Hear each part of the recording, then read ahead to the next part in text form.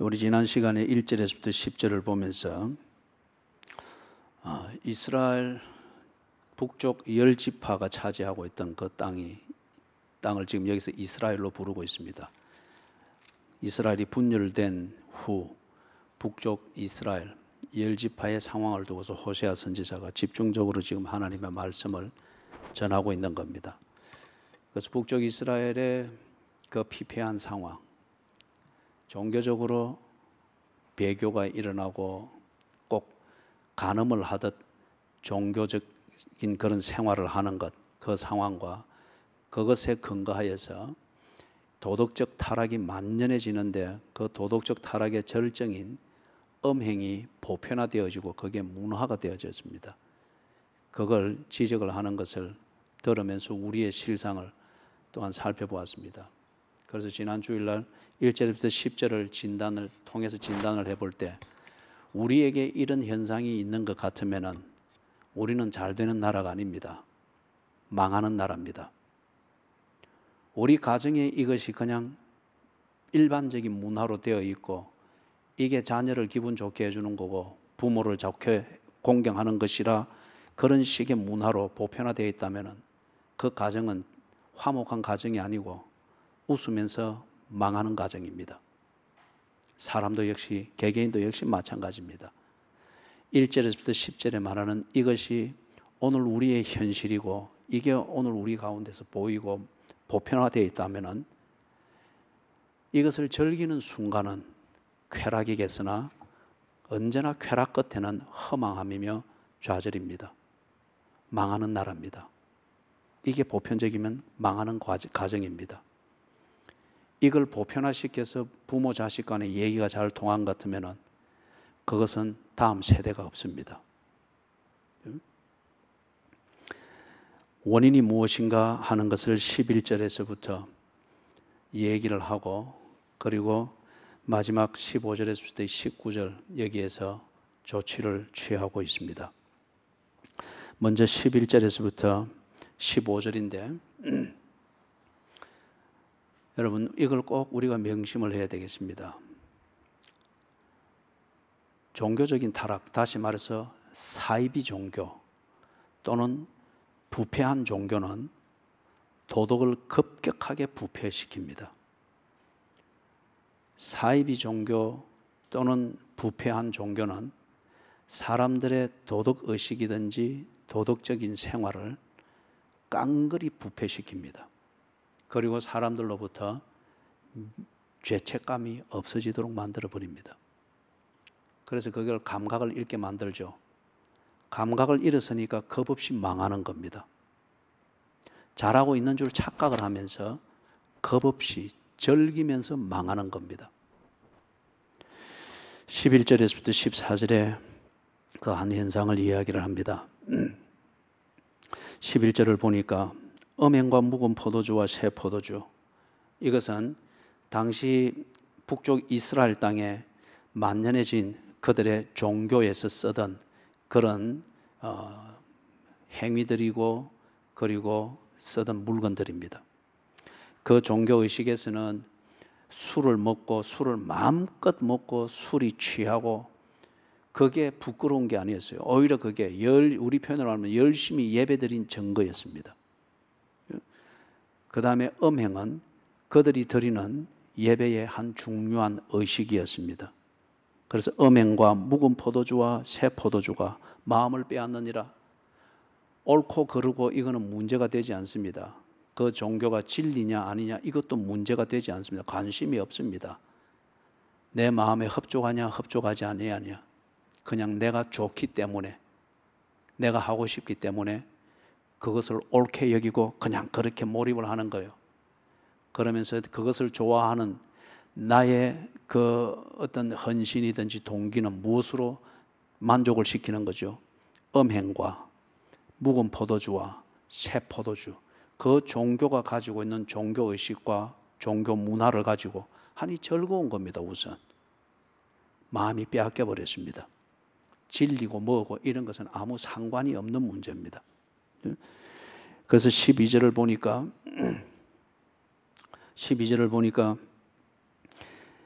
어디에 어떻게 지금 그 종교 행위를 하고 있는가 하는 것을 그 실상을 적나라하게 말해주고 있습니다. 내 백성이 나무에게 묻고, 자, 나무에게 묻는다고 하는 것은 신을 섬기고 예배하러 갔을 때 내게 뭔가 점지해 주십시오. 그게 종교에서 신을 찾고 신을 제사를 드리고 하는 그것이 기본 태도잖아요. 그리고 여기 보니 나무에 묻는다. 그 자기들이 믿고 있는 신의 존재와 실존을 그들이 무엇으로 만들었습니까? 나무로 만든 거예요. 그렇기 때문에 여기 나무에 묻고, 이거는 나무로 만든 우상들을 말합니다. 그래서 그 앞에서 나름대로 제사를 드리고 그들의 예식을, 의식을 행하는 것을 말하죠. 그 막대기는 그들에게 고하나니, 막대기가 이제 그들에게 말한다고 합니다. 이거는 지금 뭘 말하는가 하면은, 여러분, 이 막대기를 가지고 예를 들면은 이거는 뭐 종교는 아니지만은 종교화 되어져 있는 경향도 많죠. 우리나라 같은 경우는 수맥 찾는 거 있죠. 이래서 나무 가지를 가지고서 수맥이 있는 곳에 가면 이 떨리고 하는 이런 걸 가지고 이걸 좀 더 신비감을 불어넣어서 종교화 시켜서 수맥 잡는 어떤 그런 것들을 해서, 뭐 여러분들이 좀 보셨죠. 바벨론에서 이와 비슷한 점괘가 아주 유명했습니다. 바벨론이 그때 또 워낙에 큰 나라고 세력이 있다 보니까 강대국에서 하는 종교는, 그리고 그 종교적 의식이나 문화는 약소국들에게 수출이 됩니다. 그래서 우리나라도 1970년대부터 미국이나 영국에서 하는 교회 문화, 예배 문화, 뭐 열린 예배, 전도 예배, 무슨 뭐 교회라는 이름 안 쓰고 공동체라는 이름을 쓰고 하는 이런 것들, 큐티 하는 거 수입해가지고 그대로, 그죠? 배부하고 뺏기고 했던 것들이 있죠. 그러나 아프리카나 어떤 약소국들에서 하는 그들의 진지한 기도나 이것은 그들도 보지도 않았습니다. 옳고 그르고의 문제는 관심이 없습니다. 진리냐 아니냐 이것도 문제에 관심이 없습니다. 아, 저 나라가 부강하고 저 집이 부자가 됐네. 저 집 자녀들이 다 잘 살고 부자가 되고 저 집에는 보통 90세 이상을 산단다. 그러면은 그들이 믿는 종교를 흉내내려고 합니다. 같은 종교를 믿는 것 같으면은 그 집에서 하는 방식대로 하려고 흉내를 내려고 합니다. 그러면 잘 될 것 같으니까. 바벨론에서 점괘를 보는 것 중에 중요한 것 중에 하나가 이 막대기 둘을 세워가지고서 점괘를 치는 거예요. 막대기 둘을 세워서 이 두 개가 앞으로 넘어지면 무슨 뜻이고, 뒤로 넘어지면 무슨 뜻이고, 옆으로 쓰러지면 무슨 뜻이고, 이게 엇갈려서 쓰러지면 무슨 뭐 흉한 일이고, 어떤 이런 식으로 점괘를 보는 거예요. 그렇기 때문에 여기 그 막대기가 그들에게 고할 것이며, 막대기가 넘어지는 것 보고 동쪽으로 간다, 아니면 막대기가 넘어지는 것을 보고 진을 여기에 친다 안 친다, 그것을 지금 이야기를 하는 거죠. 그 막대기는 그들에게 고하나니, 왜 그러느냐, 왜 이것을 그들이 숭배하고 그들 손으로 깎아 만든 그 우상을 신이랍시고 거기에서 기를 묻고 막대기를 세워서 강대국이 아닌 우리도 그렇게 될 것이 돼서 그게 넘어지는 쪽으로 뭔가를 결정을 하는데, 왜 그렇게 하는가? 이는 그들이 엄난한 마음에 미혹되어 하나님을 버리고 엄행하였음이라. 여기 지금 12절에서 엄난함 그리고 엄행, 이것은 종교적인 혼합을 말합니다. 이걸 꼭 남녀 간에 정조를 버리고서 우선의 쾌락을 위하여서 그렇게 간음을 행하는 그런 성적 오락을 행하는 그것에 비유를 했는데, 하나님을 버리고 신앙을 버리고 우선의 쾌락과 편리하게 보이고 잘되게 보이는 것을 흉내내기 위해서 거기서 얼쩡거리는 것을 그런 더러운 성적 타락과 비교를 한 겁니다. 그렇기 때문에 이들이 우선 편하고 답이라 여겨지는 점괘를 보고, 그리고 우상에게 가서 절하고, 오늘 한국 교회에 적지 않는 이 교인들이, 이 바람에 나는 겨와 같은 교인들이 교회도 11조 헌금 봉투에 자기 이름 올려놓고, 절에도 자기 이름 등록해놓고 등 달아놓고, 그리고 필요하면 또 다른 종교에 가서 그 이름 올려놓고, 다 그렇게 하니 복을 받는다 싶으니까 그렇게 걸치는 거예요. 이걸 동가주 서가숙 하듯이, 그죠? 음란을 행하고 자기의 그런 욕구를 채우기 위하여서 한 다리는 현모양처에 걸치고 한 다리는 바깥에 누군가에게 걸친 채 그렇게 사는 그 치졸함과 더러움에 비교를 해서 음란한 마음에 미혹되어 하나님을 버리고 음행하였습니다. 우리 신앙생활 바로 하십시다. 그것이 우선편에서 내가 그리 하나 하나님이 보시기에 그걸 그렇게 더럽게 보는 거예요. 그렇게 더럽게 보는 거예요. 13절에 산 꼭대기에서 제사를 드리며 작은 산 위에서 분향한다고 합니다. 왜 산을 찾고 힘든데도 산 꼭대기로 올라갈까요? 이 사람들이 특히 이것은 메소포타미아 지역에 산이 없잖아요. 그래서 그들이 믿기로는 신은 높은 곳에 있다 그렇게 스스로 믿어서 그게 추측이에요. 그래서 인공산을 만들었죠. 그게 지구라트입니다. 높은 제단을 만들어서 그 위에서 꼭대기에서 분향을 하고 제사를 드리는 거예요. 높을수록 하늘에 가깝고 신에게 가깝고 거기서 하는 것이 신에게 빨리 어필이 된다고 여겨서 높은 곳을 찾았습니다. 이걸 가나안 땅은 이미 산지입니다. 그래도 그 잘 사는 나라가 하니까 자기들도 그대로 수입을 해가지고 그렇게 본을 받아서, 안 그래도 평균 해발이 약 800입니다. 그럼에도 800에서 1000입니다. 거기에 이 언덕배기고 산들이 많단 말이에요. 그럼에도 불구하고 강대국들이 그리 하니까 그리 해야 잘 사는 줄 알고 그 중에서도 높은 산을 찾고 산 꼭대기를 찾아서 거기서 그들이 하는 식으로 분향을 하고 그렇게 했단 말이에요. 산 꼭대기일수록 하늘과 가깝고, 그리고 그들이 섬기는 신에게 가까워서 제사가 효용 있게 영험 있게 들어진다 믿어서 그런 식으로 했습니다. 이게 종교입니다. 종교는 종교 행위를 하는 내 생각에 효과가 있다 여겨지는 방식대로 합니다. 내 마음에 좋은 대로 합니다. 그래서 산 꼭대기를 찾고 작은 산 위에서 분향할 때 작은 산에서 분향한다고 하는 걸 보니까 지금 이런 종교 행위가 여호와의 신앙과 이 우상 종교가 혼합이 되어진 종교 행위가 객관적으로 볼 때는 굉장히 열성적으로 북쪽 이스라엘에 만연되어 있는데, 만연되어 있는 것만큼 뭐인 거예요? 안으로 다 부패인 거예요. 이런 혼합된 종교로서 다 부패해버린 거예요. 그래서 그 뒤에 보니까 그 증거로서 참나무와 버드나무와 상수리나무 아래에서 하니 이는 그 나무 그늘이 좋음이라. 참나무나 상수리나무나 버드나무가 어디 한 곳에만 있습니까? 거기 한 그루만 서 있습니까? 산마다 다 있고 산지마다 다 있고 있으면 쭉 늘어져 있잖아요. 그런데 이런 곳을 찾아서 이런 종교 행위를 한다고 하는 걸 볼 때에 이런 종교가 북쪽 이스라엘에 만연해 있었습니다. 지금 비행기를 타고 밤에 비행기를 타고 내려다 보면은 여전히 빨간 십자가 등이 쫙 깔려 있는 것처럼 거기도 만연해 있었습니다. 그런데 왜 이들이 나무 그늘을 찾았을까요? 이는 그 나무 그늘이 좋음이라. 그들의 종교 행위에서 제사를 드리는 그 의식 중에서 이 그늘이 필요한 게 있습니다. 그리고 엄밀한 분위기가 필요한 그 의식이 있습니다. 그렇기 때문에 이런 곳을 찾았다는 거예요. 이런 곳을. 예를 들면 현대 미국에서 어떤 실용주의든지 그다음에 자본주의적 그런 사고방식에서 만들어진 번영의 신학이나 번영의 신학을 통해서 교회가 부흥하고 교인들이 기복적으로 어디 성공할 수 있기 위해서는 교회를 세울 때에 길목에 세우고 사람이 많은 곳에 세우고 아파트가 많은 곳에 세우고 인구 유입 지역에 세우고 이런 식으로 이야기를 합니다. 전략적으로 이야기를 합니다. 옛날에 이 사람들이 그러한 자기들 입장에서 성소란 말하는 곳, 그리고 그 종교 행위를 하기에 적절한 곳은 이런 나무가 있고 그늘이 있는 곳을 찾아서 했다는 거예요. 산 꼭대기로 올라가고 산지로 올라가도 이 그늘이 있는 곳에 그들의 성소를 만들고 거기서 그들의 제사의 중요한 의식을 행했습니다. 그 중에 하나가 뭐냐? 성행위였습니다.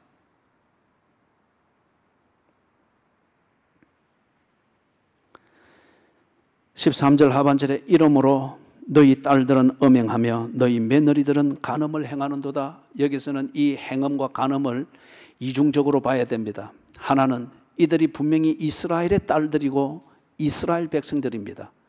여호와를 섬기는 예배에 있어서 정결해야 하고 순수해야 하고 오매불망이어야 합니다. 그런데 이 딸들이 이스라엘의 딸들임에도 불구하고 지금 바알의 종교, 아세라의 종교, 바벨론의 종교, 점괘를 치는 것, 궁합을 보는 것, 무슨 관상을 보는 것, 이런 데 가서 같이 쭈그리고 앉아 있습니다. 주여 주여 하면서 그렇게 쭈그리고 앉아 있는 거예요. 종교적 간음입니다. 그리고 동시에 이들이 가서 그것이 옳게 여기고 있는 거예요. 그렇게 가르쳤고 그렇게 배웠고 그렇게 믿어왔고 그렇게 모든 곳에서 그런 식으로 예배를 드리고 있으니까 이들은 이것을 옳게 여긴 거예요. 그렇기 때문에 그 의식을 행하는 가운데 중요한 순간이 될 때에 그들 입장에서는 예배의 한 요소로서 이 신에게 드리는 신령과 진정으로 드리는 예배라는 이 중심으로서, 그 순전한 사람들은 그 중심으로서 성행위를 하는 겁니다. 그들이 섬기는 신을 감복시키기 위하여서. 크로스웨이를 하신 분들은 이것을 들었죠. 특히 바알의 배우자 신은 아세라입니다. 그래서 이 위에 있다고 믿고 그 바알과 아세라가 풍년을 들게 하는 비를 주고 바람을 준다고 믿었기 때문에 어떻게든지 이 바알에게 잘 보여야 됐던 거예요. 그래서 가나안 족속들이 그들에게 섬길 때에 그 드리는 제사 중에서 중요한 절정의 행위가 뭔가, 그 신전에 있는 창남, 창기와 제사를 드리러 간 예배자가 여기서 말하는 참나무 그늘 아래서, 버드나무 그늘 아래서, 그리고 상수리 나무 그늘 아래에서 성소로 만들어놨죠. 거기서 성행위를 하는 겁니다. 그들이 믿기로는 그것을 보면서 이 제사를 받는 바알과 아세라가 같이 공감을 느끼면서, 그래서 바알과 아세라가 성행위를 하면서 그래서 비가 온다고 믿는 거예요. 그래서 이 신들을 자극하기 위해서 그들의 제사의 중요한 요소 중에 하나가 그 행위였습니다. 그렇기 때문에 종교적으로 이들이 간음을 행할 뿐만 아니라 하나님이 보기에 간음을 행하는 배우자와 같다는 거예요. 실제적으로 그들의 이 제사 의식에서 그러한 육체적 간음을 행했습니다. 너희의 딸들과 너희의 며느리들이 간음을 행하였음이니라. 그러나 그 사회가 그것을 법적으로 잘못됐다고 인정을 하지 않습니다. 당사자 아버지나 남편은 기분은 나쁘겠죠. 시비를 걸려면 걸 수는 있겠죠. 그러나 그것이 잘못이라고 감옥에 가둘 수가 없습니다. 꼭 이 땅이 간통죄를 더 이상 죄로 성립을 시키지 않고 인권이고 자유로서 합법화시키는 것과 같은 현상 아닙니까? 여기에 대해서 교회는 아무 말도 못했습니다. 교회 지도자들은 어떤 항거도 하지를 못했습니다. 14절에서 너희 딸들이 음행하며 너희 며느리들이 간음하여도 내가 벌하지 아니하리라. 하나님께서 거기에 대해서 무감각해졌거나 용서했다 그 말이 아니고 그 뒤에 나오는 것, 이들을 실족해 만들고 그것을 당연하게 여기도록 만드는 근본적으로 잘못된 문제가 있다는 거예요. 그것을 고치지 않는 이상에 딸들을 벌하고 며느리들을 벌하는 이 자체가 그냥 도마뱀의 꼬리 자르기에 지나지 않는다는 거죠. 그 문제가 뭐냐? 이는 남자들도 창기와 함께 나가며 음부와 함께 희생을 드림이니라. 당시 이스라엘 그리고 뒤에 오는 유대 사회, 남자 중심의 사회입니다. 남자가 법입니다. 남자가 힘입니다. 남자가 국가며 남자가 실체였습니다. 그런 사회였습니다. 그런데 이 남자들이 역시 이런 종교 행위를 하면서 그들이 이런 음행을 저지르고 있단 말이에요. 사무엘상 1장을 보면 여러분들이 엘가나와 그의 부인 둘이가 같이 해서 제사를 드리러 가죠. 매년 한 번은 남편과 아내가 같이 이 성소로 가가지고 제사를 드려야 됩니다.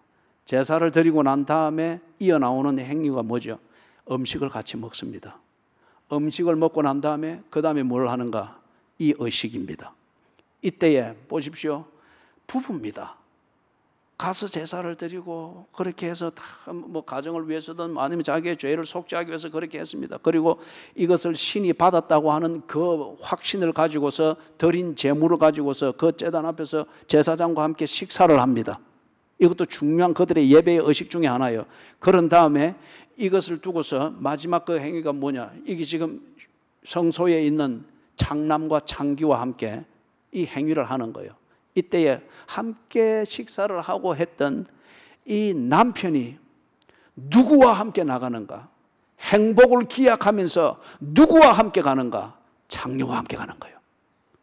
그 성소에서 여사제라는 이름으로 일을 하고 있는 그 사회법으로서는 성스러운 신분이에요. 그러나 그가 하는 것은 장녀의 짓입니다. 장남도 물론 있고요. 남편이 그렇게 식사를 하고 행복을 말하고 이렇게 하면서 보란듯이 당당하게 그 성소의 장녀와 함께 나가서 버드나무 아래에서 상수리나무 아래에서 참나무 아래에서 만들어 놓은 그곳 성소에서 예배의 이름으로 가정의 행복의 이름으로 그렇게 하는 거예요. 그런데 딸들이 그렇게 하고 며느리들이 그렇게 한다고 해서 그들을 벌하는 이 자체가 도마뱀의 꼬리 자르기지 않느냐? 너희 남자들이, 너희 아버지들이, 너희 남편들이 그렇게 가르쳤지 않느냐? 그렇게 가르쳤지 않느냐? 본대로 그들이 하고 있느니라. 근본적으로 이 땅이 망할 짓을 하고 있다고 하는 것을 하나님께서 참담한 심정으로 말씀하여 표현하는 것이 너희 딸들이 음행하며 너희 며느리들이 간음하여도 내가 벌하지 아니하리니, 이는 용서가 아니에요. 망해 마땅한 땅이고 현실이라고 하는 것을 지금 말씀하는 거예요. 그래서 14절 마지막에 깨닫지 못하는 백성은 망하리라. 그들은 하나님을 잘 믿고 있다고 스스로 믿고 있습니다. 그리고 정말 열심히 예배 드리고 있다고 믿고 있습니다. 정해놓은 대로 1년에 최소한 한 번은 같이 온 가족이 가서 그렇게 제사를 드리고 그 다음에 장녀와 나가든 장남과 나가서 거짓을 해도 그것이 예배고 그것이 신을 위해서 우리가 할 일을 한다고 그렇게 믿으면서 쿨하게 잘하고 있다고 믿고 있습니다. 그래서 이것이 틀렸다고 말하는 그 사람을 오히려 해치는 자요, 망하게 하는 자라고 몰아가고 있습니다. 깨닫지 못하는 백성은 망하리라. 우리가 지금 어떤 상태인가에 대해서 말씀을 정리를 하면서 우리 좀 돌아보도록 하십시다. 분명한 진리는 깨닫지 못하는 백성은 망하리라. 열심히 살지 않는 백성은 망하리라. 이거는 부차적인 문제입니다. 이들이 얼마나 열심히 삽니까? 얼마나 열심히 그들 기준으로 얼마나 열심히 신앙생활을 해요? 얼마나 열심히 헌신적입니까? 아내가 장남과 나가도, 내 딸이 장남과 나가도, 내 남편이 장녀와 나가도 그것이 신의 뜻이라 믿고 쿨하게 얼마나 열심히, 얼마나 간절하게 그들이 종교 생활을 하고 있습니까? 그럴지라도 그것은 망합니다. 근본이 틀렸기 때문에. 15절에서부터 19절입니다. 15절에서부터 19절, 여기서는 어쩌면은 하나님께서 호세아를 통해서 이리 말할 때, 아니 호세아가 이런 설교를 할 때, 아니 호세아 선지자, 당신은 어떻게 늘 그래 설교가 힘든 설교요? 좀 편한 설교하면 해줄 수 없어? 왜 그렇게 고함을 질러 샀어? 왜 늘 망한다는 얘기고 왜 그러소? 호세아 선지자. 거기에 대해서 15절에서 말하는 이 분위기는 이런 것과 같아요. 나도 그렇게 하고 싶다. 여러분이 호세아서를 읽어보십시오. 선지자 호세아가 울고 있습니다. 하나님의 눈물을 흘리고 있단 말이에요. 그래서 이런 반론을 들을 때 15절 이하에서는 나도 그러고 싶소. 나도 그러고 나도 웃고 싶고, 그리고 내 설교를 듣는 자들도 환히 웃는 이것을 나도 보고 싶소. 그런데 우리가 웃을 여유가 없어. 당신들이 그런 위로의 말을 듣고 그런 내용도 없는 사랑의 말, 늘 잘했다는 말을 들으면서 그리고 웃고 돌아갈 만한 내용이냐 이거예요. 망할 짓을 하고 있지 않느냐 이거죠. 시편 109편에서 우리가 보았지 않습니까? 저주하기를 좋아하더니 저주가 물같이 들어오고, 저주하기를 좋아하더니 저주가 기름처럼 뼛속으로 들어왔다. 그래서 우리가 지난 주간 늘 살펴보았던 것이, 여러분의 가정 식탁에 둘러앉을 때에 입버릇처럼 비판하고 원망하고 저주하는 그러한 가정들이 있단 말이에요. 그것도 교회의 이름으로, 신앙의 이름으로, 정의의 이름으로, 그리고 저주스러운 기도를 하는 거예요. 그러니 그 가정에 저주가 떠날 리가 없는 거예요. 저주가 물처럼 들어오고 저주가 기름처럼 들어왔다 하잖아요. 호세아가 그 이야기를 하는 거예요. 당신들의 실상을 보아라. 어떻게 그 짓을 하고 있으면서도 좋은 설교를, 기분 좋은 설교를 듣기를 원하느냐?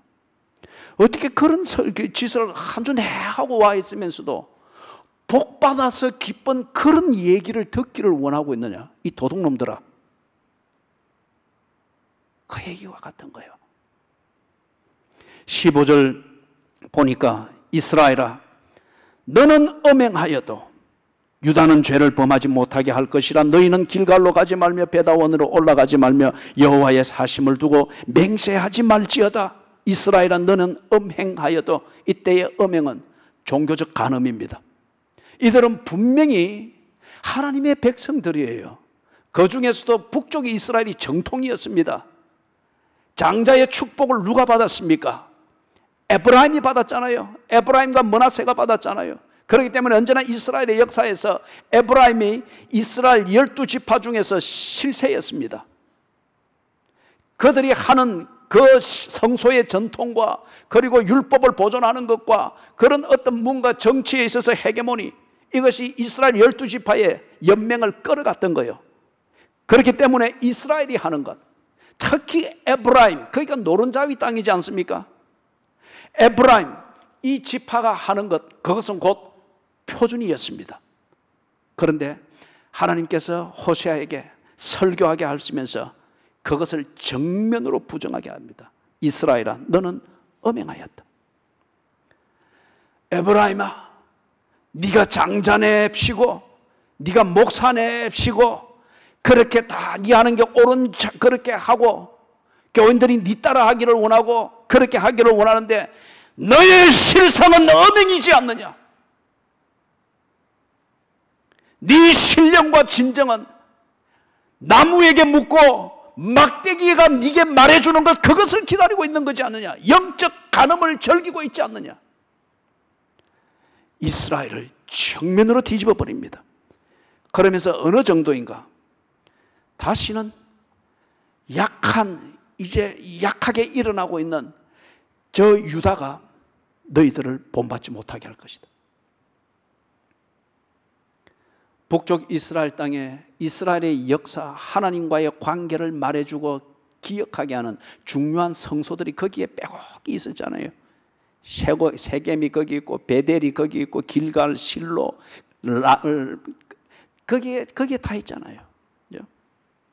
그런데 남쪽 유다가 너희들을 더 이상 흉내내거나 본받지 못하게 할 것이고 너희들 땅에 있는 그 성소로 올라가지 못하게 할 것이다.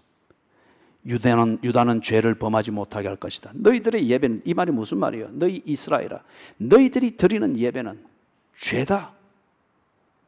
어쩌면 이게 한국 교회의 장로교를 향한 말인지 모르죠. 한국 장로교회가 뭐 군소로 나눠진 이런 것들 다 분열해서 장로교라는 이 틀 안에 있는 장로교회가 한국 기독교의 약 70%를 차지하죠.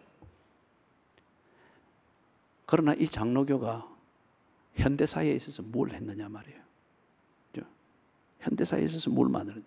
어쩌면 이 말이 오늘 우리를 향한, 어쩌면 우리 교회를 향한, 아니면 늘 뭐 가정예배 드리면서 잘하고 있다고 여기는 당신의 가정을 향한 호세아의 설교인지 모릅니다. 너희의 예배는 죄를 범하고 있는 것이니라. 그렇기 때문에 유다가 그것을 본받지 못하게 할 것입니다. 그래서 금지를 시키겠다고 합니다. 유다야, 너희는 길갈로 가지 말아라. 베다원으로 올라가지 말아라. 이거는 유다와 이스라엘이 나누어졌는데 그 경계선에서 북쪽 이스라엘 쪽에 있는 경계에 인접해 있는 그 마을입니다. 길갈은 아시죠? 여호수아의 리더십 아래에서 이스라엘 백성이 광야 생활을 마치고 약속의 땅으로 들어왔을 때 첫 번째 가나안 땅에 발을 디뎠던 곳이 길갈입니다. 그래서 하나님이 요단강을 갈렸던 이것을 기념하기 위해서 갈라진 요단강 강 가운데에서 돌 12개를 취해서 길갈에 두었잖아요. 그리고 하나님이 어떻게 우리를 인도하셨고 하나님이 살아계시는 것을 자자손손 보고 알도록 하기 위해서, 그리고 길갈이 성소가 되었습니다. 그런데 시간이 지나면서 지금 이 당시에는 길갈이 어떤 식이 되었느냐, 그 성소기 때문에 사람이 많이 모이고 길갈이라는 이름 자체가 그들에게 신비감을 줍니다. 예배 드리고 싶고 찾아가고 싶은 그 동기부여를 줍니다. 우리가 답답하면 기도원을, 건전한 기도원을 찾아 올라가듯이 갑니다. 그러다 보니까 점점 가나안 종교와 이게 혼합이 되어지면서 길갈이 걸을 수 없는 혼합 종교의 산지가 되어버린 거예요. 거기 가면은 여호와의 이름을 부르고 예배의 형식은 있는지 모르나 그 내용은 뭐냐, 바알과 아세라를 섬기는 그 종교들과 혼합이 되어져 있어서 찾아온 사람들의 어떤 종교적 갈증에 대해서는 해소해주는 산뜻함이 있는지를 모르나 신령과 진정으로 예배를 드리는 것은 없어지는 거예요. 그래서 길갈로 가지 말며, 베다웨는 원래의 이름은 베델입니다. 이 베델에서 어떤 일이 일어난지 알고 있죠? 국가로서의 이스라엘, 민족으로서의 국가로서의 이스라엘의 시조였던 야곱이 하나님을 만난 장소입니다. 밤에 꿈을 꾸물 때에 사닥다리가 내려오고 사닥다리에서 천사들이 오르락 내리락 하면서 하나님의 보좌와 쓰러져 누워져 있는 야곱 사이를 잇고 있던 바로 그것이 있잖아요. 거기가 베델이었습니다. 그래서 그들은 베델을 소중하게 여겼습니다. 그런데 나라가 갈라져 쪼개지면서 여로보암이 정치적인 수단으로서 종교적 조치를 취했죠. 북쪽 이스라엘 사람들이 예루살렘으로 내려가서 남쪽 유다에 물들지 않도록 하기 위하여서 국경에다가 베델 그 성소에다가 금송아지를 세워서 이것을 통해서 여호와께 예배하라라고 만들어버린 거예요. 그러면서 베델이 우상 종교와 여호와 신앙이 혼합이 되어져서 이 성소를 찾아오는 순례자들에게 점점 혼합된 종교를 심어 놓은 거예요. 그때부터 이름이 베델, 하나님의 집, 이것을 뜻하는 베델이 아니고 어떻게 불려진 거예요? 벳아웬, 죄악의 집이라는 거예요. 거기가 전통에 따라 성소인 줄 알고 갔는데 성소이기 때문에 거기서 드려지는 예배는 다 거룩하고 옳은 줄 알고 하는 대로 따라 했는데, 그게 시간이 가면서 거기에 길들어지니까 하나님과는 멀어지고 죄와는 가까워지더라 이거예요. 오늘 이게 우리 교회의 현실인지 모릅니다. 이 땅의 교회들의 현실인지 모릅니다. 아니면은 예수 잘 믿고 자녀 교육 잘하고 있다고 믿고 있는 당신의 가정의 실상인지 모릅니다. 하라고 해서 그대로 했는데, 순진한 마음에 그대로 했는데 어느 정도 시간이 지나고 나니까 전혀 성경과는 다른 사람이고, 그렇게 교만하고 오만하고 기도는 그만하기 짝이 없고 예배는 기분 나는 대로, 이게 벳아웬이잖아요. 오늘 이 땅이 그러하고 이 땅의 교회들이 어쩌면 이 아름다운 땅을 벳아웬으로 만든 주범입니다. 그러면서 15절 하반절에 보니 여호와의 사심을 두고 맹세하지 말지어다. 이게 정말 간음이다 말이에요. 점치러 가는 권사들이 있습니다. 궁합을 보러 가는 집사들이 있습니다. 고사를 지내면서 자기 가게나 어떤 창업을 하는 그러한 남자 교인들이 있습니다. 목사를 예배 드려달라고 불러놓고서는 고사상 차려놓고 돼지 대가리 거기에다가 10,000원짜리 꼽아가면서, 그죠? 엉덩이를 치켜 들고 땅에다 코를 대면서 절을 해가면서, 그리고 또 목사에게는 축복 기도를 해달라고.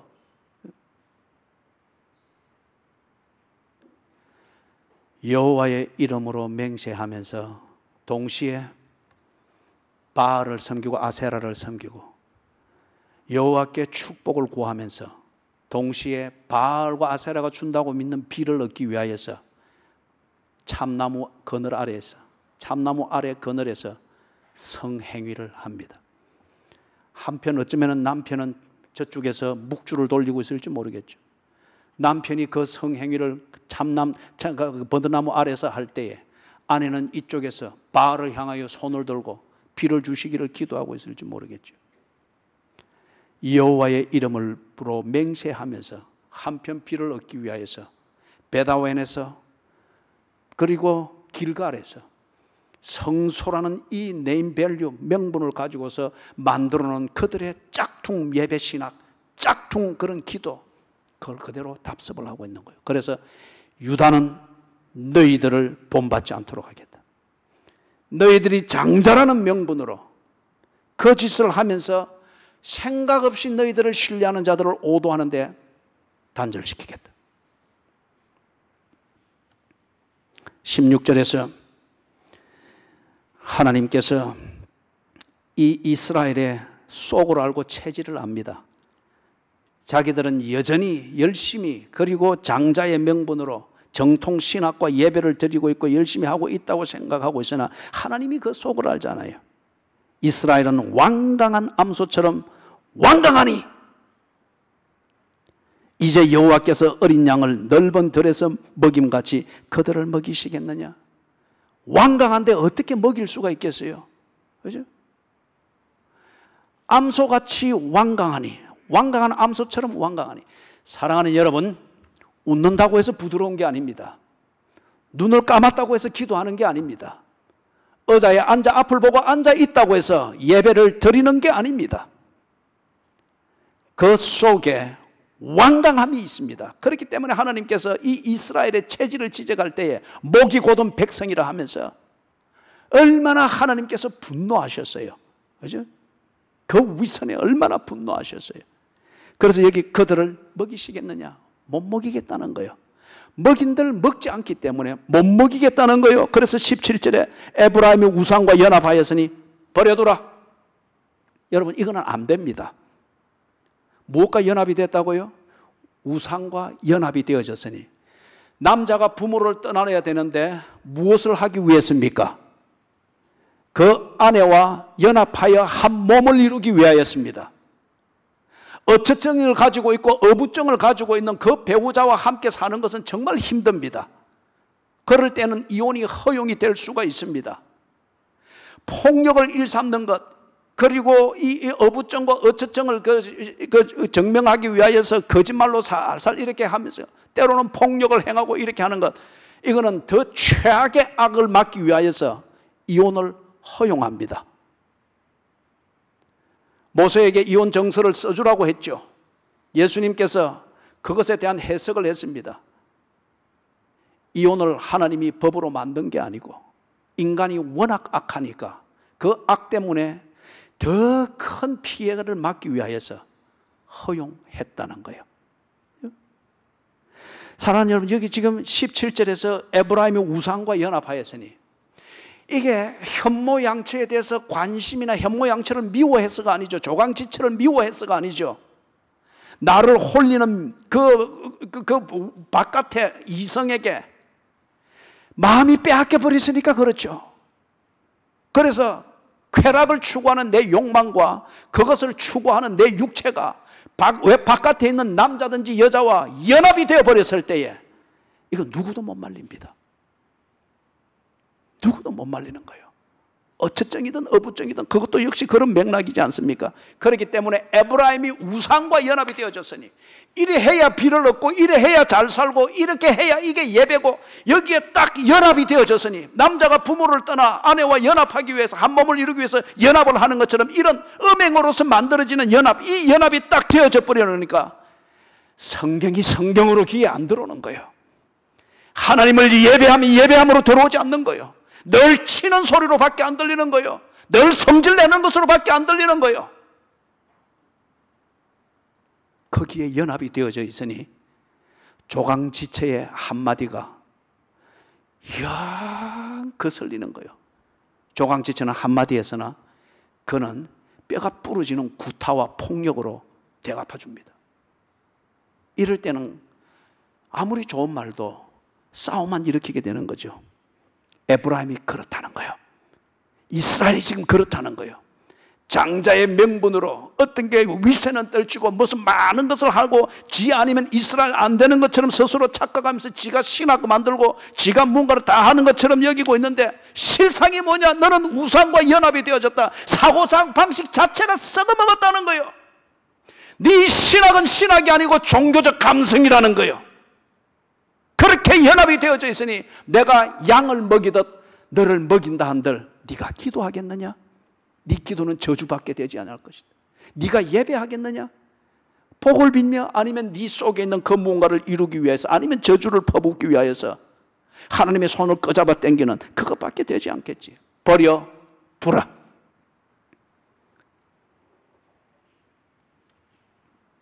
사랑이니 용서니 화목이니 화해니 이런 말로 본질을 호도해서는 안 됩니다. 사랑은 그런 게 아닙니다. 하나님의 이 불같은 이 사랑으로 나중에 이스라엘이 회복이 되는 거예요. 여러분은 어떻습니까? 16절, 17절을 근거해서 볼 때 그나마 하나님과 소통이 되는 여지는 남아있는 사람들입니까? 여러분의 가정은 정말 예수를 잘 믿는 가정입니까? 정말 에브라임이라고 해서 여러분의 가정이 정말 옳다고 여기고 있습니까? 우상과 연합된 것은 아닙니까? 하나님이 버려두라. 3, 4대에 이럽니다. 고치기가 얼마나 힘든지. 18절, 19절에서 18절 그들이 마시기를 다하고, 즉 우상과 연합이 되어져서 그들이 체질처럼 하고 있는 그들의 예배 실상을 보여주고 있는 겁니다. 그들이 마시기를 다하고는, 그들의 예배 의식 중에 있었죠. 마시기를 다하고는 이어서 음행하였다. 그게 중요한 그들 예배 의식 중에 하나였죠. 자연스럽게 그렇게 하는 거예요. 그런데 18절 하반절에 그들은 부끄러운 일을 좋아하느니라. 그게 그들은 은혜로 믿습니다. 그게 은혜고 그게 신의 감동이고 그게 축복이고, 그렇기 때문에 나는 열심히 헌신적으로 할 바를 하고 있다고 믿는데 부끄러운 줄을 모른다는 거예요. 여러분 자주 이야기를 하죠. 지옥으로 들어가고 있는 사람은 거기가 지옥인 줄 모릅니다. 망하고 있는 사람은 내가 망할 짓을 하고 있는 줄 모른다는 거예요. 옳은 짓을 하고 있다는 거예요. 이것을 틀렸다고 말하는 사람을 저주하고 있을 뿐이에요. 그래서 이사야가 참수를 당하여 죽었지 않습니까? 예레미야가 마른 우물에 던져졌지 않습니까? 호세아가, 예수님이, 망하는 사람은 망할 짓을 하고 있는 줄 모릅니다. 마시기를 다하고는 이어서 음행하였으며 그들은 부끄러운 일을 좋아하느니라. 은혜 받았다고 생각합니다. 많이 웃었으니까, 좋은 이야기 많이 나누었으니까, 여기가 천국 같다. 그런 사기치는 소리 그만하시라고요. 그죠? 여기가 천국 같다, 여기가 천국이라는 사람 다 떠났습니다. 별 것도 아닌 일로.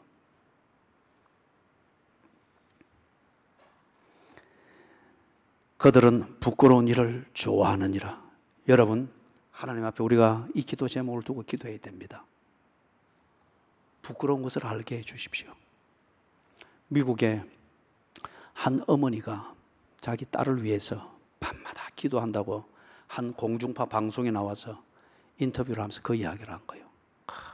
눈물을 멈추지를 못하면서 내 딸, 10살 된 딸아이를 위해서 수년째 늘 기도하고 있는데 그 기도가 뭐냐?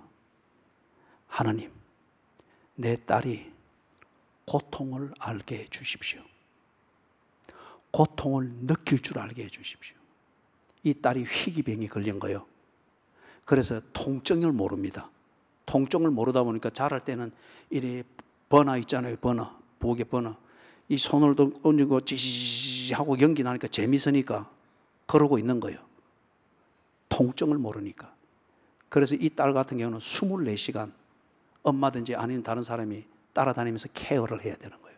그러니까 이 어머니의 딸을 사랑하고 딸을 위한 그 절박한 기도가 뭐냐? 내 딸도 고통을 알게 해 주십시오. 여러분, 부끄러운 것을 부끄러운 줄 알아야 됩니다. 부끄러운 것을 했을 때에 고통을 알아야 됩니다. 그래야 망하지 않습니다. 예? 자동차에도 브레이크가 있잖아요. 우리를 망하는 길에서 우리를 중지시켜 주는 게 고통입니다. 고통을 민감하게 깨닫고 그것을 느낄 줄 알아야 됩니다. 그래서 18절에 그렇게 하고 난 다음에 19절에서 바람이 그 날개로 그를 쌌나니 그들이 그 재물로 말미암아 부끄러운 일을 당하리라. 아주 시적인 표현이 돼 지극히 현실적인 표현입니다. 바람이 그 날개로 쌌다. 그들은 열심과 이게 여호와의 종교고 이게 부응하는 예배고 이게 사람을 치유하고 뭐 소위 말하는 힐링이 있는 그러한 예배고 이게 신학이고 뭐 그렇다라고 하면서 그들이 전성받고 배우고 그런데 뭐 비판할 여지도 없어요. 해보니까 재밌고 좋단 말이에요. 이게 여러분 혼합되어진 기독교입니다. 한쪽은 기복신앙이죠. 하면 복 받는다. 하면 내 문제가 해결된다. 내 원하는 대로 해결되어지고 받는 게 기복이잖아요. 기복신앙이고 다른 한쪽은 그리 해보니까 육체적으로 재밌단 말이에요.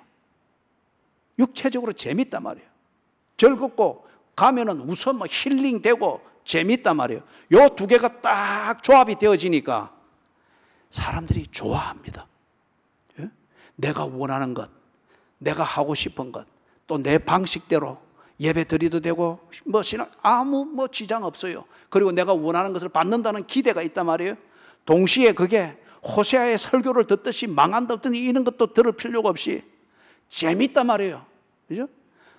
뭐 내가 내 자신을 아는데 내가 도둑놈처럼 한 주간을 지내고 왔는데 그러니까 당신은 뭐 사랑받기 위하여 태어난 사람 뭐 아무런 대가를 안 치워도 언제나 용서가 있고 화목이 있고 화해가 있고 막 그죠? 재밌단 말이에요.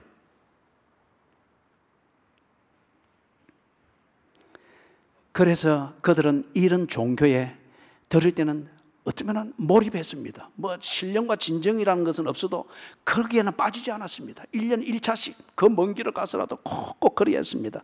제물을 드렸습니다. 그런데 그 제물이 너희를 부끄럽게 만들 것이라고 합니다. 다시 말해서 그 제물을 드리는 네 인격, 네 영혼, 네 삶의 내용이 얼마나 부끄러운 것인가를 다 드러내게 될 것인데 그 확실성을 절묘한 시적 비유로 말을 하는 거예요. 바람이 두 날개로 감쌌다고 합니다. 여러분 특히 그 로마의 휴일 그 영화 포스터에 보면 아이콘과 같은 그림이 나오죠. 마릴린 monroe가 그 밑에 지하도 그 지나가는 데입니까? 그 위에 섰는데 갑자기 뭐가 지하에서 지나가니까 확 바람으로 치마가 들리는데 이걸 탁 치마를 못 올라들 넘치는 이게 있잖아요, 그죠? 제가 뭐 화성의 이야기를 하고 있습니까? 예? 그게 아이콘처럼 그리 돼 있잖아요, 그죠? 뭐 죄송한 말입니다만 이것이 주는 그 비유를 우리가 좀 실감나게 이해하기 위해서 갑자기 바람이 불 때, 그죠? 또 특히 위로 치는 바람이 불 때 치마를 입은 여성들이 굉장히 곤란해합니다. 걷기에 불편할 정도로 곤란해합니다. 거기에 치마가 들려버릴 때에 그 수치스러움, 민망함 이것 때문에 지금 바람 날개로 감쌌다고 하는 게 그런 표현입니다. 이 바람 날개로 감싸서 네 인생, 인격, 영혼, 네 종교의 치맛자락을 확 들어 올려버릴 때에 네가 재물을 드리면서 신령한 척 한다마는 네 실상이 무엇인지를 그대로 드러낼 거죠. 네가 예배를 위해서 음행을 하는 게 아니지 않느냐? 너는 예배의 이름 여호와의 이름으로 맹세하면서 버드나무 아래 가서 그렇게 음행을 하는데 실상은 네가 그것을 좋아하는 짐승적 본능을 즐기고 있는 것이지 않느냐? 그것을 여호와의 이름으로 가정을 복되게 한다는 이름으로, 비를 구한다는 사회적 책임을 다한다는 이름으로 네가 하고 있는데, 바람이 치맛자락을 들어 올리듯이 네 인생과 영혼과 네 종교적 그 행태의 치맛자락을 휘딱 들어 올릴 때에 네 짐승적 본능을 드러낼 것이며, 그때에 너는 네 재물로 말미암아 부끄러움을 당할 것이니라. 사랑하는 여러분, 오늘 내가 드리는 예배를 하나님께서 어떤 환난의 바람이든 성령의 바람이든 휘딱 들어 올려버릴 때에 부끄러움을 당할 내용이 없을까요? 말씀을 정리합니다. 사랑하는 여러분이요, 이 땅이 신앙의 혼돈을 초래해 오고 있습니다. 이것 중심에는 교회가 있고 목사들이 있고 신학자들이 있습니다. 정말 성경에 근거하며 하나님 앞에서 신령과 진정으로 예수께서 가르쳤던 신령과 진정으로 드리는 이 예배를 보존하고 있고 그렇게 하고 있는가? 아니면 물질주의, 물량주의, 향락주의, 기복주의, 번영의 신앙, 그리고 무슨 사람을 꽉꽉 모으는 것이 무슨 부흥이고 어떤 이런 것에 쭉 빠져가지고 그런 것을 잘 할 수 있는 예배로 바꾸고, 그런 것을 잘 할 수 있는 교회 문화로 바꾸고, 그런 것을 잘 할 수 있고 유익하도록 교인들을 훈련시키고 분위기를 그렇게 만들어가는 것, 지극히 기복적이고 쾌락적입니다. 이 땅이 그것이 만연합니다. 성도덕이 혼란스럽습니다. 교회 안에서도 저는 이 부분에 대해서 엄격하게 이야기를 했습니다. 남녀 간의 악수를 꼭 필요한 경우가 아니고 그것이 매너가 아닌 다음에는 그것 가지고 좀 더 재미를 일으키기 위해서 하는 것을 삼가합시다 하는 이유가 이런 것에 있는 거예요. 이런 것에 있는 거예요. 재미나 농담, 그리고 성도의 교제라는 이름으로서 음행이나 음욕의 선을 끊지 못할 정도로 감각은 조금씩 이루어지는 거잖아요. 감각을 갑자기 이루어지는 것은 기절입니다.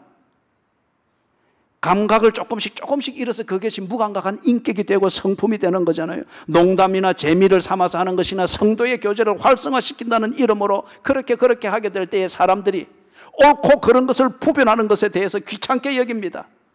죄의 개념 이런 것에 대해서 귀찮게 여기고 그것은 쓸데없는 것이고 경직시키는 것이라고 생각을 합니다. 그것보다는 즐겁고 화목하고 소위 말하는 껍데기뿐인 사랑, 어떤 이런 것을 만드는 것에 대해서 더 집중을 하고 그것을 중요하게 여깁니다. 그러는 결과 오늘날 현대 교회 안에 성도덕이 많이 무너졌습니다.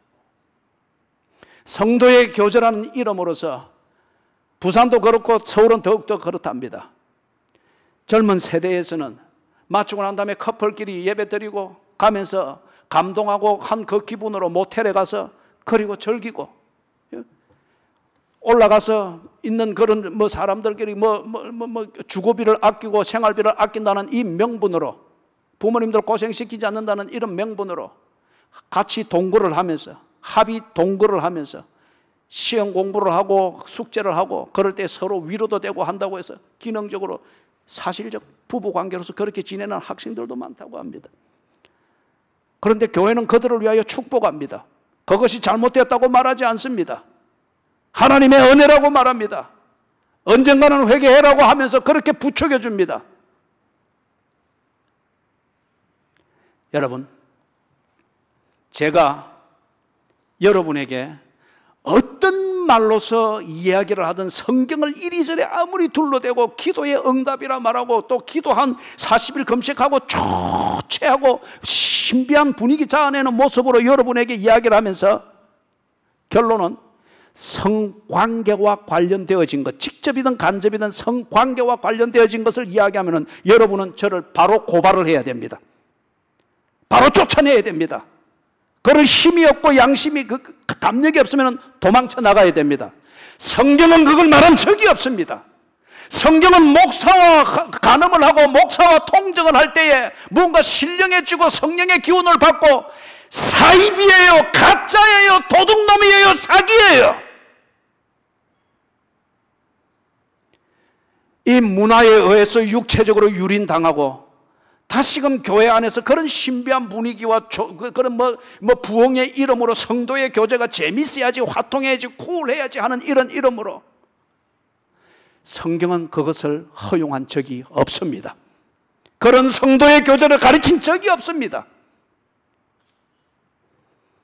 목사가 아니라 누가 그런 소리를 할지라도, 성경을 펴놓고 이야기할지라도 그런 이야기가 나오면 바로 고발해야 됩니다. 쫓아내버려야 됩니다. 담력이 없으면 도망쳐버려야 됩니다.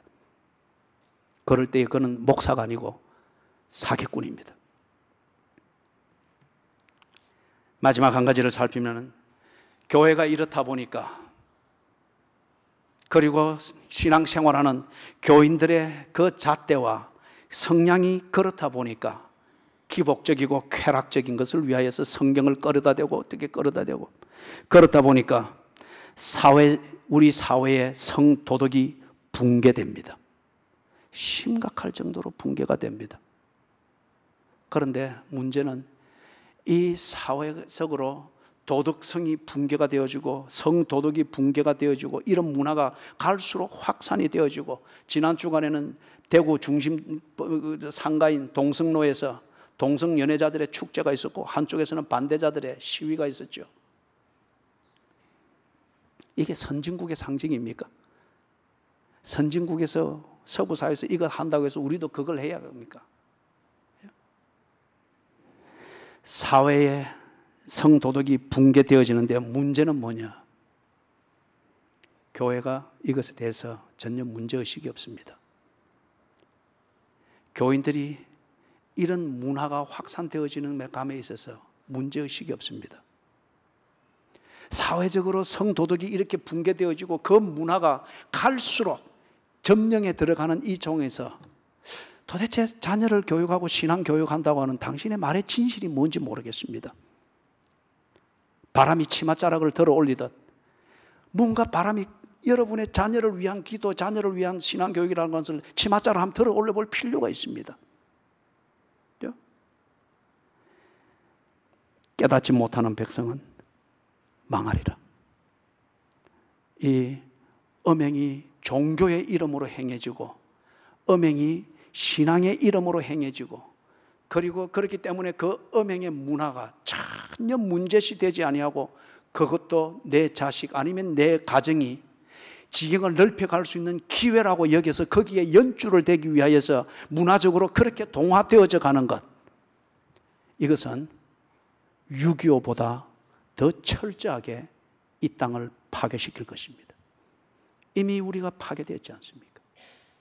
원자폭탄으로부터의 전쟁은 막는지 모르나, 그러나 이 종교적 음행과 육체적 음행, 그래서 쾌락을 느끼는 이것으로 모든 것을 합리화하는 이 가공할 만한 폭탄에 의해서 가정이 해체되고 있고 인격이 해체되고 있고 사회가 구심점이 없이 해체되고 있습니다. 원자폭탄이 터지면 피할 곳이라도 있습니다. 그러나 이것은 못 피합니다. 그렇기 때문에 호세아가 그리 설교했습니다. 깨닫지 못하는 백성은 망하리라. 귀 있는 자는 들을 것이며 볼 수 있는 눈을 가진 자는 보게 되기를 주의 이름으로 축원합니다. 하나님이여, 그렇습니다. 우리가 참 간사하고 치졸합니다. 이중적입니다. 어쩌면 하나님이 메스코어하고 호세아가 울 수밖에 없었던 이 에브라임, 이스라엘과 같은 이 오만함과 무지함과 치졸함이, 그리고 완강하여 하나님이 버릴 수밖에 없는 그 내용이 우리에게 있습니다. 하오나 하나님, 깨닫지 못하는 자는 망하리라 하셨사오니 아직 깨달을 수 있는 기회는 있는 것이지요. 깨달을 수 있게 해주시옵소서. 그리고 회복으로 돌이키게 해주시옵소서. 예수님 이름으로 기도드리옵니다. 아멘.